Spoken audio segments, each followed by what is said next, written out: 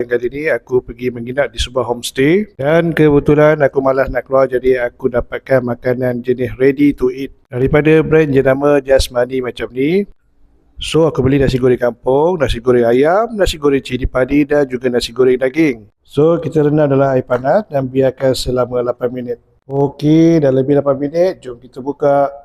Okey, dalam ni macam ni, jom kita tuang.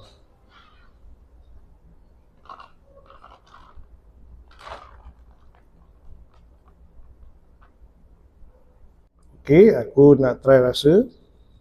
Kita ambil sikit nasi, kita rasa.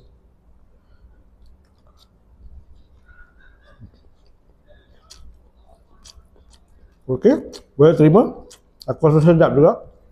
Dan kepada korang yang berminat nak cuba nasi goreng daripada brand jenama Jasmani macam ni, jenis RTE, korang boleh dapatkan melalui link yang telah disediakan. Okey, bye.